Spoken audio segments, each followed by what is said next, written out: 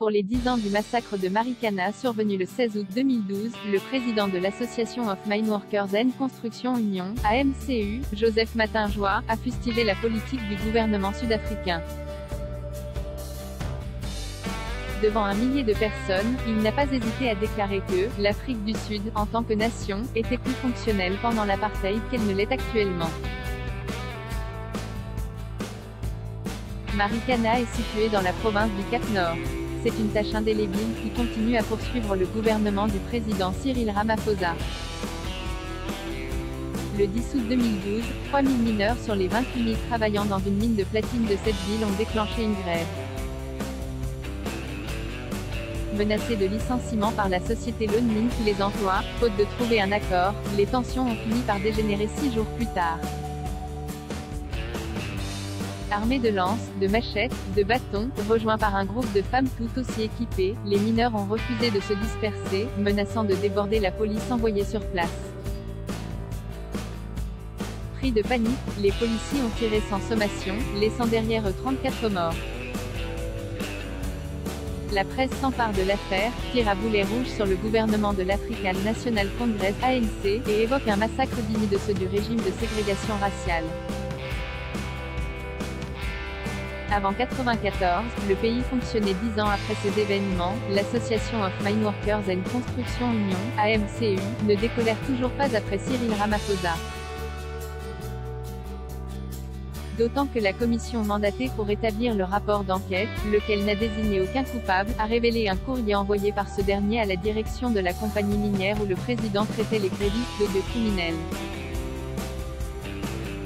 Face à un millier de personnes, le leader de l'AMCU n'a pas mâché ses mots contre la situation économique et sociale qui prévaut en Afrique du Sud. Vous pouvez aimer ou détester les Blancs qui étaient au pouvoir avant 1994, mais ils nous ont donné et laissé un pays qui fonctionnait. Le parti nationaliste était cruel, mais il nous a laissé un État qui marchait, puis l'ANC a pris le relais accompagné de sa corruption, a déclaré Joseph Matinjoie. Depuis que l'ANC est au pouvoir, notre situation n'a fait que se dégrader.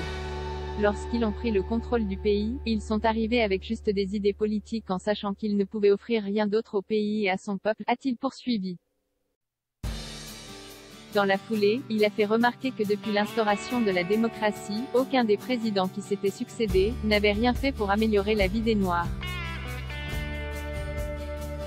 Joseph Matinjoie n'a pas hésité à appeler à la dissolution du Parlement et au vote pour un parti qui rendrait aux Noirs ce qui leur appartient et au pays ce dont il a besoin. Extrême gauche et extrême droite en hausse minée par la corruption jusqu'au plus haut sommet de l'État et les divisions internes, l'ANC ne séduit plus les Sud-Africains. En 25 ans de pouvoir, le parti de Nelson Mandela n'a pas réussi à réduire les inégalités sociales et raciales.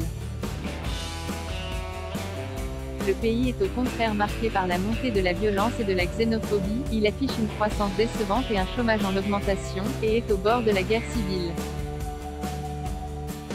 Lors des dernières élections législatives de mai 2019 et municipales de 2021, les partis d'extrême gauche, Economic Freedom Fighters du populiste Julius Malema, et d'extrême droite, Freedom Front de Peter Grunewald, ont nettement progressé en termes de scores électoraux, devenant respectivement le deuxième et le quatrième mouvement d'opposition du pays.